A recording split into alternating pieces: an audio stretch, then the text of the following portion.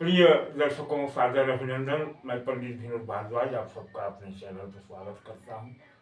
आज का हमारा विषय है, जैसा आपने थंबनेल में देखा है, कि धनु राशि के लोग, धनु राशि के व्यक्ति क्यों या तो एक एक पैसे के लिए तरसते हैं, धन कभी उन्हें जुटता ही नहीं, और या तो बहुत ही अमीर होते हैं। ऐसा क्यों? इसी विषय पर हम चर्चा करेंगे इस वीडियो में। वह भी इसलिए कि पिछले वीडियो में हमने धनु राशि के लिए उड़ान से पहले तैयारियों की बात की थी, और मैंने कुछ प्रोग्राम कुल देवी से संबंधित लाने की बात की थी। तो उस प्रोग्राम को लाने से पहले यह बताना और समझना भी जरूरी है कि धनु राशि के लोग होते कैसे हैं, उनका सिस्टम क्या होता है। क्योंकि जब तक आप अपने सिस्टम को नहीं समझेंगे, अपने व्यक्तित्व को नहीं समझेंगे, कोई भी विधि काम नहीं कर पाएगी, क्योंकि आप उस विधि को ढंग से कर ही नहीं पाएंगे। तो आज का यह मेरा वीडियो इसी विषय पर है कि आप पहले अपने को समझें कि क्यों आपके सामने दिक्कतें आती हैं, और या तो आपकी राशि लगने वाले क्यों बहुत ही तरक्की करते हैं। तो बने रहें वीडियो पर, और निवेदन है कि वीडियो को पूरा देखें। बहुत ही गंभीर विषय है। अगर 1 मिनट भी आपने स्किप किया तो आप उस चीज को नहीं समझ पाएंगे जो मैं समझाना चाहता हूं। तो बने रहे वीडियो पर। आइए,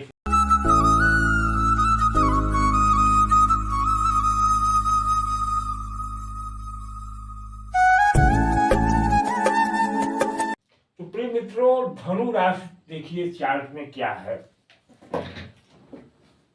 यह धनु राशि या हो या धनु लग्न हो, सबके लिए है। धनु राशि देव गुरु बृहस्पति की मूल त्रिकोण राशि है, समझ लीजिए। अब देव गुरु बृहस्पति दिव्यता के, भव्यता के, बड़प्पन के कारक हैं। तो यह राशि कहीं न कहीं बड़प्पन का शिकार हो जाती है, बड़े होने का शिकार हो जाती है। इस राशि के लोगों के या इस लग्न के लोगों के अंदर नैतिकता और अनैतिकता की एक व्याख्या चलती रहती है। उनका अधिकतम समय क्या नैतिक है क्या अनैतिक है उस पर निकलने जाता है। एक तो यह बात हो गई इनके शरीर में, क्योंकि यह देवगुरु बृहस्पति की शुभता की राशि है। देवगुरु बड़प्पन के कारक हैं, बड़े होने के कारक हैं।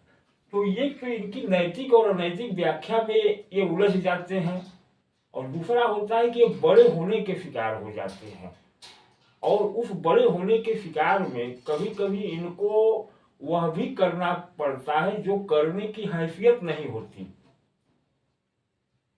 मेरी बातों को समझिए कि जो करने की हैसियत नहीं होती, अपने बड़े होने के एहसास को कायम रखने के लिए वह भी करना पड़ जाता है जो इनकी करने की हैसियत नहीं होती। अब उसका लोड तो पड़ेगा ही। दूसरी इनकी विशेषता यह हो गई। तीसरी विशेषता है कि यह अग्नि तत्व है। धनु राशि और धनु लग्न अग्नि तत्व है। इनके जो सपोर्टिंग सिस्टम होता है, यानी पंचम भाव और नवम भाव, वह भी अग्नि तत्व होता है। अब अग्नि तत्व का मतलब ही है कि जला देना या जलते रहना।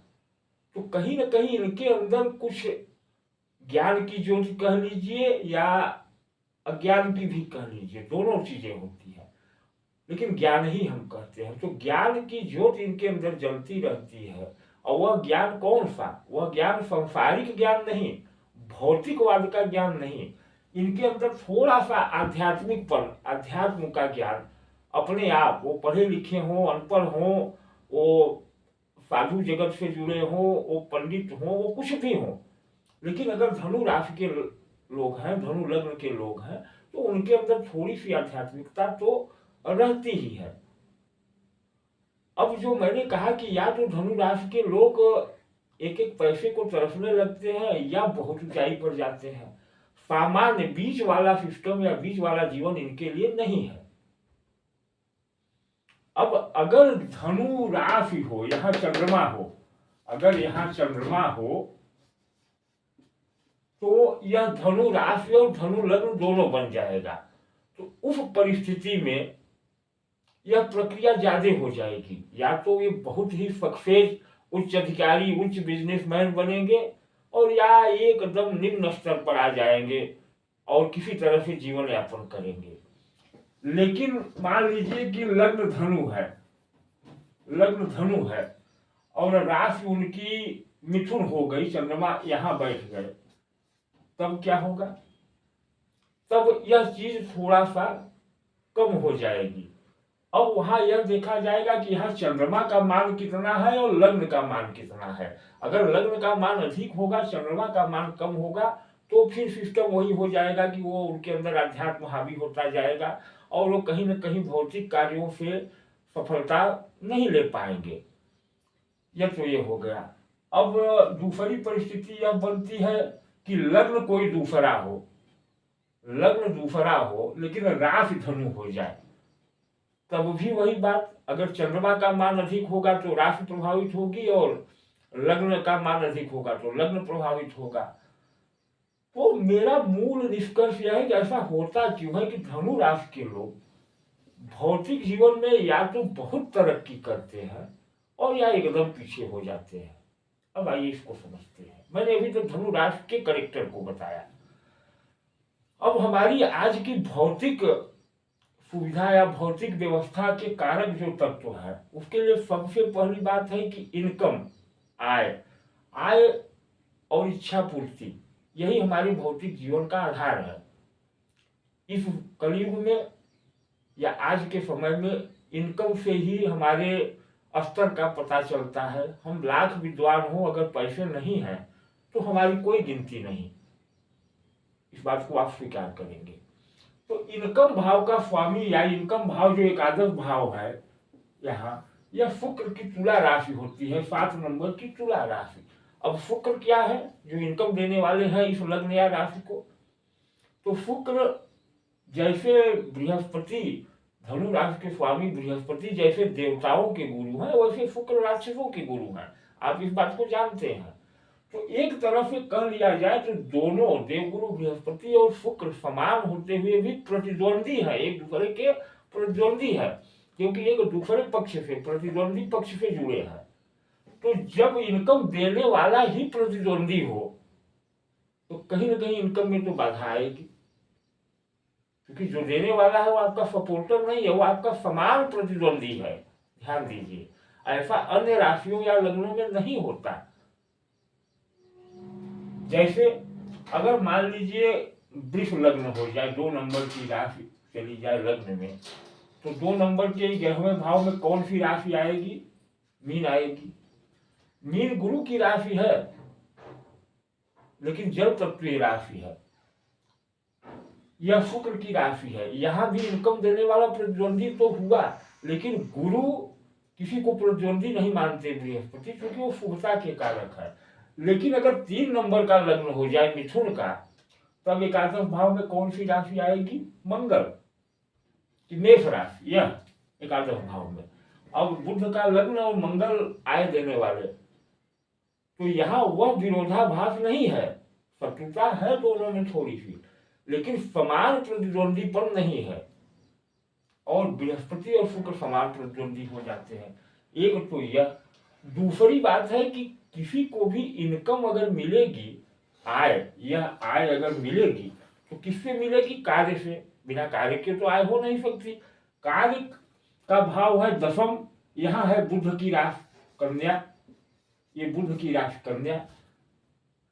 अब बुध और बृहस्पति में शत्रुता है, मित्रता है, मैं उसकी बात ही नहीं करूंगा, क्योंकि जो ज्योतिष किताबों में है, किताबों से बाहर ज्योतिष ज्यादा है, किताबों से कई गुना ज्योतिष किताबों के बाहर है।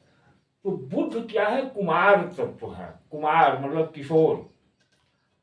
लग्न गुरु, अब गुरु मतलब बड़प्पन, उच्चता के कारक, उच्चता का प्रभाव देने वाले, कहा जाए बुजुर्गियत देसी भाषा में, लेकिन थोड़ा सा उनके अंदर बुजुर्गियत, वो बुजुर्ग टाइप के होते हैं। और उनका कार्य, जो कार्य उनके लिए करने वाला है, जो कार्य का भाव है, वह कुमार किशोर तत्व। अब एक किशोर में और एक बुजुर्ग में बहुत स्वभाव का अंतर होगा। अब अगर यह बुजुर्गियत हावी रही धनु राशि की, तो यह बुध कार्य ही नहीं कर पाएगा, क्योंकि कार्य करने वाला किशोर है, वह अपनी अवस्था के अनुसार कार्य करेगा। अगर उसको आप एक किशोर को कहे कि नहीं तुम चल केवल मंदिर में बैठा रह, आध्यात्म की बात कर, तो वह तो नहीं कर पाएगा। वह तो खेलेगा कूदेगा, यार दोस्तों में जाएगा, ऐसे अच्छे कपड़े पहनेगा, उस तरह की चीजें चाहेगा, घूमना चाहेगा, फिरना चाहेगा, कुछ प्यार मोहब्बत जिसे आज की तारीख में इसको वगैरह कह सकते हैं, वह भी करना चाहेगा यह बुद्ध, क्योंकि यह कुमार है, यह कुमार है। और इधर देवगुरु क्या है, साधु है, उनको इन चीजों से मतलब ही नहीं है, तो कार्य बाधित होने लगता है। तीसरी बात है कि जब भी आप कोई कार्य करेंगे, कोई व्यवसाय करेंगे, तो कुछ लोगों से जुड़ना होगा, कुछ लोगों से जुड़ना होगा, तभी तो आपका व्यवसाय होगा। पार्टनर बनाए या न बनाए, लेकिन आप कोई, मान लीजिए कोई चीज आप बेच रहे हैं, तो कोई आपसे जुड़ेगा तभी तो उसको आप बेचेंगे। जुड़ने का भाव होता है सप्तम। यहां भी बुध की राशि मिथुन, धनु राशि में, ऐसा अकेला इस राशि में होता है कि सप्तम और दसम के स्वामी बुध हो जाते हैं। ध्यान दीजिए, यहां भी बुध की राशि, और यह मिथुन राशि। मिथुन शब्द का मतलब ही होता है दो लोगों का जुड़ना। अब इसके जुड़ने का भी स्वभाव बुध जैसा होगा। वह अपने, भाई बुध कुमार ग्रह है तो अपने स्तर के लोगों को जोड़ेगा। कुमार कभी किसी बुजुर्ग को तो जोड़ेगा नहीं, समझ रहे हैं। तो कुमार अपने स्तर के लोगों को जोड़ेगा, किशोर लोगों को जोड़ेगा जो उसकी मनपसंद के हों। और इधर जो जिसके लिए जोड़ेगा, यानी यह जोड़ेगा इस लग्न के लिए या इस राशि के लिए, डीलिंग में, व्यवसाय में, वह है बुजुर्गियत। वह बुजुर्गों जैसी बात करने आएगा। मतलब यह हुआ कि एक ऐसी शॉप है, ऐसी दुकान है जहां नवयुवकों के संबंधित सामग्री का बिक्री हो रहा है, और वहां विक्रेता बैठा है 80 साल का बुजुर्ग। अब नवयुवक तो तब आकर्षित होगा जब उसके जैसा कोई बेचने वाला होगा और उसके जैसी बातें करेगा। लेकिन यह बात करेगा धर्म की, यह बात करेगा अध्यात्म की, यह बात करेगा भारी तत्वों की, और उसके यहाँ जो ग्राहक आ रहा है वह किशोर आ रहा है, तो कहाँ से बिक्री होगी? और बिक्री नहीं होगी तो धर्म नहीं आएगा। दो चीजें हो गई। तीसरी चीज हो गई पुरुषार्थ। कोई कार्य हो, यह कार्य का भाव है, मतलब कार्य का फील्ड, क्या आप कार्य चुनते हैं। यह भाव है कि उस कार्य में जो लोग आपसे जुड़ते हैं, लेकिन कार्य आप कितने एफर्ट के साथ, कितनी गहराई से, कितना दिल लगा करके करेंगे, कितना मन लगा करके करेंगे, उसका भाव है तीसरा भाव, पुरुषार्थ भाव। जहां पुरुषार्थ है, पराक्रम, पराक्रम, यह भाव। यहां क्या है, शनि की कुंभ राशि है, शनि की कुंभ राशि है। शनि अस्थायित्व के कारक है, धीरे धीरे करने के कारक है। और शनि की जो राशि कुंभ है वह वायु तत्वीय राशि है, तो कहीं न कहीं इसमें उड़ान भरी है, स्थिरता नहीं भरी है। शनि स्थिर तत्व है, लेकिन जो राशि है वो हवा में है, मतलब उसमें उड़ान है। यह किशोर क्या होता है, बुद्ध जो है किशोर, वो क्या होता है, उसके अंदर उड़ान होती है, वो उड़ना चाहता है। वह समाज में हम अपने पराक्रम से या अपने, मतलब उसके अंदर भाव यह होता है कि हम दुनिया देखें, उड़े। और इधर यह लग्न क्या है, यह एक जगह आश्रम बना करके स्थिर होने वाला लग्न है, क्योंकि यह गुरु है। तो पराक्रम में भी दिक्कत हो जाती है धनु राशि वालों को। तो यह तो इनके अवनति का कारण हुआ कि ये क्यों इनकी अवनति हो जाती है, ये क्यों कुछ नहीं कर पाते, क्यों असफल होते हैं, एक वर्ग।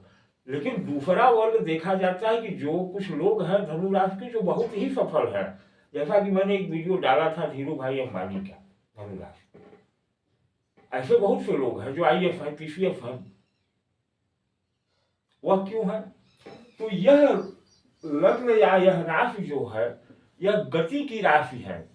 इसका जो प्रतीक है, घोड़े पर बैठा हुआ आदमी नहीं, घोड़े क्या फिर ही आदमी का है, उसके हाथ में तीर धनुष है, मतलब लक्ष्य पर निशाना करने वाली यह राशि है। बशर्ते कि यह दो चीजों को छोड़ करके दो चीजों को पकड़ ले।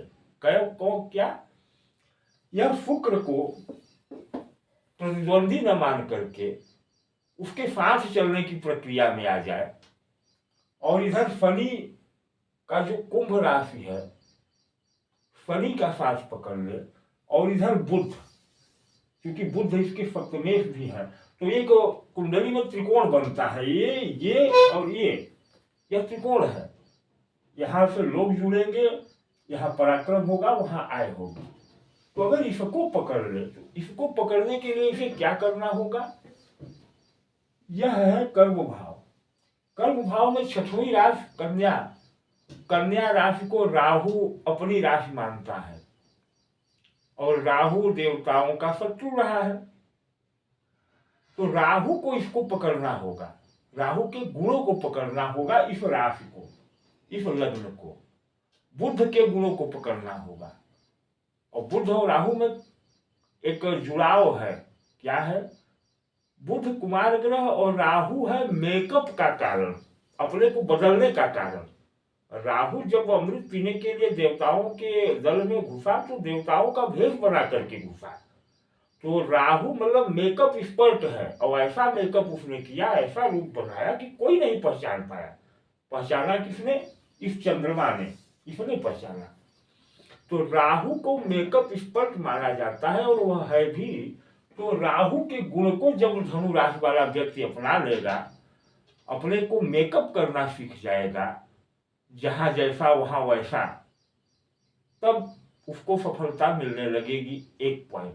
दूसरा पॉइंट क्या है कि यह कन्या राशि है, और वह शुक्र की भोग की राशि है। धनु राशि भोग से दूर जाने की राशि है। तो अगर वो जब भोग से दूर ही जाने की राशि है, भोग से दूर जाने की मानसिकता रखेगा, तो भोग पाएगा कहां से? तो उसे कहीं न कहीं इस शुक्र को साथ लेकर के भोग को अपनाना होगा।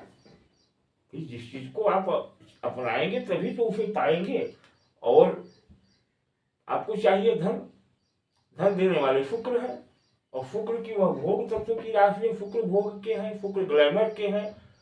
बृहस्पति ग्लैमर हीन है, बृहस्पति सादगी के प्रतीक है, और उनको देने वाला जो है वह ग्लैमर का प्रतीक है, आकर्षक का प्रतीक है, मेकअप का प्रतीक है। तो इन चीजों को अपनाना होगा। अब इसमें क्या आता है कि मैंने कल बात की थी वीडियो में कि कुमारी शक्ति, तो मेकअप का प्रारंभ ही जो है कुमारी यानी स्त्री शक्ति से होता है, और यह राशि जो है स्त्री तत्व से दूर वैराग्य की राशि है। देने वाला भोग की राशि, जहां भोग है वहां स्त्री तत्व जुड़ जाएगा। तो अगर इसे आज के युग में सफलता चाहिए तो शुक्र को अपनाना होगा, राहु के गुणों को अपनाना होगा, और शनि के पराक्रम को अपनाना होगा। शनि का पराक्रम का मतलब क्या होता है? शनि के पराक्रम का मतलब होता है, शनि के दो स्वरूप है, एक जजमेंट, जज देने वाले, और दूसरे मजदूर। और गुरु क्या है? मजदूर नहीं है, गुरु तो आराम तलब है, आश्रम में बैठने वाला, उपदेश देने वाला। तो उपदेश देने से तो कुछ होगा नहीं। तो अगर आपको भौतिक युग की सफलता चाहिए तो भौतिक होना पड़ेगा। आध्यात्मिकता के लेकर, आध्यात्मिकता को छोड़नी नहीं है, लेकिन उस आध्यात्मिकता को के साथ आपको भौतिकता शुक्र को भी अपनाना होगा, राहु को अपनाना होगा, क्योंकि यहाँ राहु का अधिकार है आपके कर्म भाव पर। आपको सिर्फ बुजुर्गियत नहीं, कुमार तत्व को और नवयुवक तत्व को अपनाना होगा, उसके विचारों को अपनाना होगा। और जिसने अपना लिया है वह धीरू भाई अंबानी है, या कोई IAS IPS है। मेरी इस बात को आप समझ रहे हैं। अब अपनाएंगे कैसे, तो उसकी चर्चा तो अगले वीडियो में होगी, क्योंकि वहीं से शुरू हो रहा है मेरा कार्यक्रम। तो धनु राशि के सभी जातकों से मेरा निवेदन है कि अगर आपके जीवन में परेशानियां हैं, आप उलझ गए हैं, उलझ क्यों गए हैं? क्योंकि आपका मनोभाव ही दूसरा है, और वहां राहु भ्रमित कर देता है। तो अगर आप उलझ गए हैं, समस्याओं से पार नहीं पा रहे हैं, मार्ग नहीं दिख रहा है, तो आप मेरे कार्यक्रम से जुड़िए। कार्यक्रम मैं कल के वीडियो में प्रस्तुत करूंगा कि करना क्या है, इस परिस्थिति में कैसे बदले अपने आप को, कैसे आप शुक्र और शनि और बुध का साथ पाए, कैसे राहु का साथ पाए। यही प्रोग्राम मेरा आने वाला है। आज का वीडियो उस प्रोग्राम के पहले चरण की प्रस्तुति है कि क्यों आपको वह पाना जरूरी है, क्योंकि जब तक आप यह नहीं समझेंगे कि पाना क्यों जरूरी है, आप पाएंगे ही नहीं। तो मैंने यहाँ बताया कि इसलिए आपको पाना जरूरी है, इस शुक्र का साथ, इस बुध का साथ और राहु का साथ और शनि का साथ। आपके पास मंगल की ऊर्जा है, आपके पास शुक्र का तेज है, लेकिन वह भाव ही नहीं है जो भाव आपको आर्थिक समृद्धि देगा। यह दोनों भाव आपको आध्यात्मिक बना करके सन्यासी बनाने जा रहे हैं, और आपको चाहिए भौतिकता, तो इनको भी अपनाना होगा। यह दोनों बाजू, यह सिर है, यह भाव सिर है क्योंकि लग्न है, यह और यह दोनों कंधे हैं, यह कंधे, और यह भाव आपकी कुंडलिनी है, जहां आपका बेस है, आधार है। इस आधार से ऊर्जा लेनी होगी, और आधार पर है बुध की राशि कुमार तत्व, मतलब कुमार कुमारी तत्व की ऊर्जा आपको लेनी होगी। मैंने पिछले वीडियो में भी बताया था। तो धन्यवाद। वीडियो यहीं पर समाप्त करता हूं। मैं अगले वीडियो में लाऊंगा कि कैसे आप इस ऊर्जा को ले पाए। वीडियो को शेयर कर दें, सब्सक्राइब कर दें और चैनल को लाइक कर दें। धन्यवाद।